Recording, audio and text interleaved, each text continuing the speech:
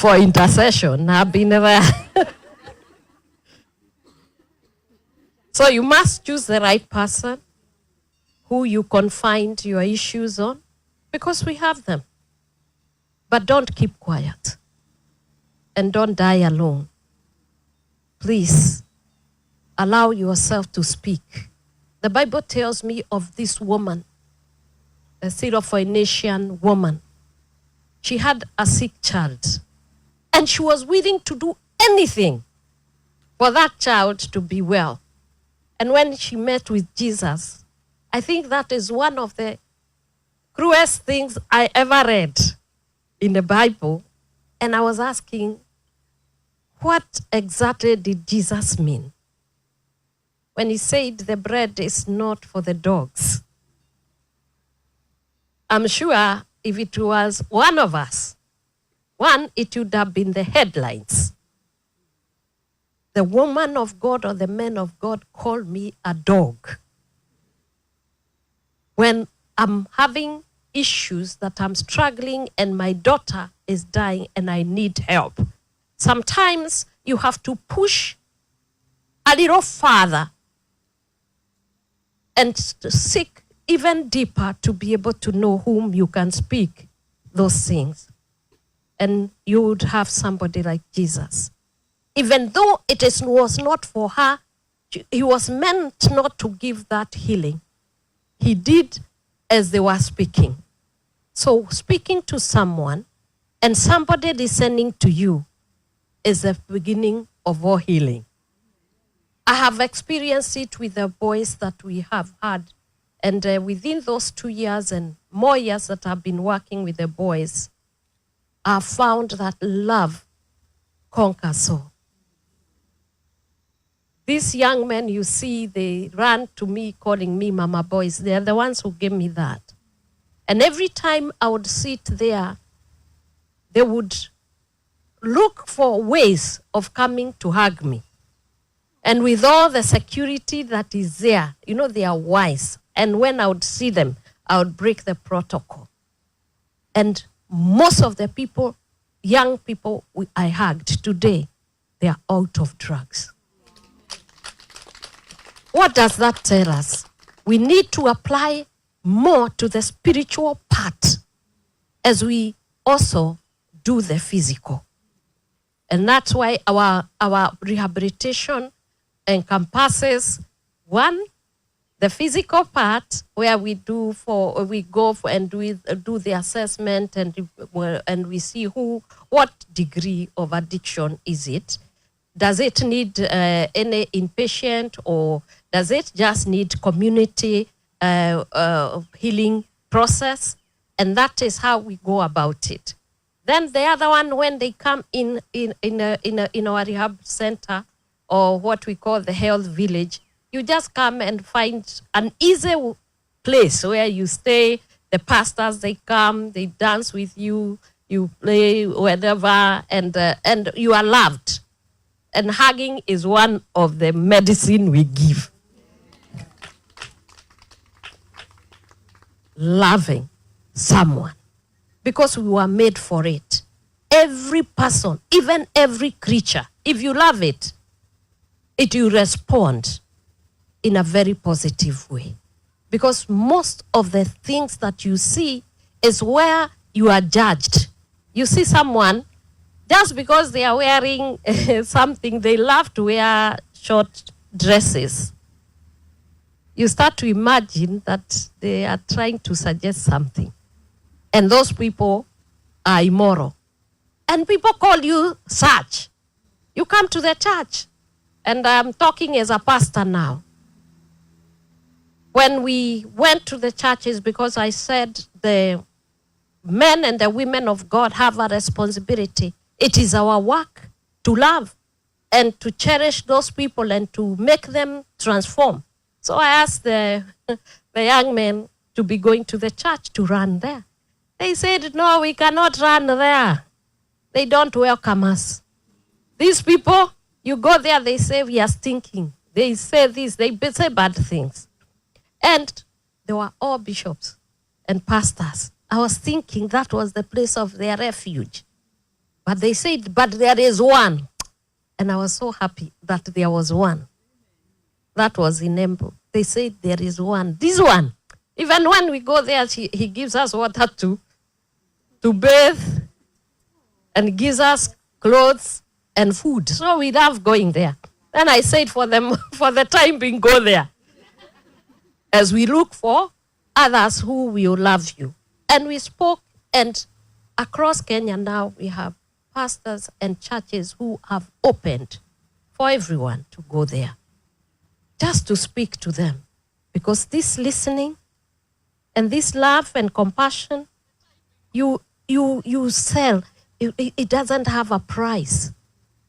But many of the things that are stressing you, you buy with money. But loving someone, being humble, just touching someone, what is a big deal? Just touching someone, even if they look like they don't belong, make them belong. And so I just wanted to speak to you, women. I tell you, and first congratulate you for the good work you're doing. Every day you go and you are touching lives. You may not think it's anything, but heaven has recorded you. And when you get there, because you'll get there, there will be a crown for you. Because those people were out there and they were crying, who can be there for us? And you are there. You don't know how much that hand touching them, the eye contact, the smile, how many were healed, not by medicine, but by your presence. So to you all, may God really bless you for what you are doing. May you continue to do it and do it better and better. May God strengthen you and heal your hearts as well, because you deal with cases that even you, when you look at someone, maybe this person, you have tried your best and they go. Others, you see them heal. That's a good story. But there is the other story where you have contact with someone, you are relating with someone, and now you become friends, and all of a sudden, they are gone and there is nothing you can do. That hurts. And the grief is still there. And that's why I'm telling you, you must find a place. I think we'll be coming to you. It is very important that you go and get it. When our mother died, she died here during the time of COVID. My mother was a great woman of faith, and I always pride myself with my mother because she taught us how to pray. She gave us faith. And even when we were going through very difficult times, those who come from Thika, Kiandutu, that's where she brought us up from. And every time we went to those Kabake's land that is around there to pick coffee, she was there with us. We would pick coffee and she would carry like a donkey because we could not carry. We were able to pick a lot. And my mother would never complain. And when she was given, even she used to buy those mandazis. I don't know those of us who used to be there. There was mandazi maiganagoto kwa jogu. And there were people who were selling them. And my mom, because she didn't have money, she would just buy one and she would pretend like she doesn't want to eat. And she would give all of us. And so we grew knowing how to love our mom. Anything she told us, we believed. And so when she passed on here, she was a woman of faith. Those who were here, she told the doctor, myself, when she was diagnosed with cancer, she had been coming here and they never saw it, ovarian cancer. They just diagnosed it and within months she was gone. And we were in Kenya and she was here and it was COVID time. But all she told the doctor, and that's why I want you to know that there is a God who changes things, and God you can rely even with your stressors, and God can change them. When she went to that ward, the doctor said she was the best client they have ever had. One, when she was told she was sick or she was diagnosed with cancer. Do you know what she said? Yes, that's okay. The only thing I want to know when I die, I want to be buried in my land in Kenya. Even if it's time for COVID.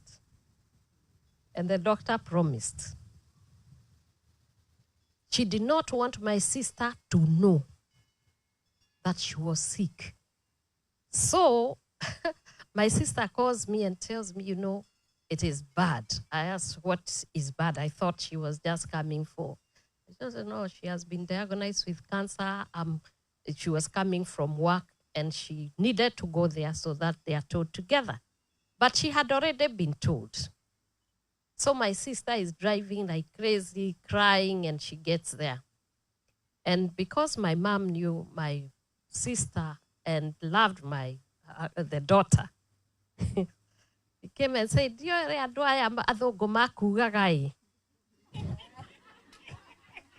Ariana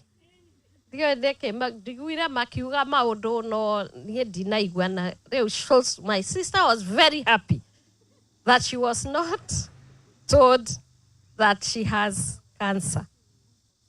And my sister said, please, let me go and break it to her. So they went home. I called my mom. She told me, no, gai no yogimenya. Na niwe nie ndurite nyendete guthie kwa mwathani. So gotire na thina.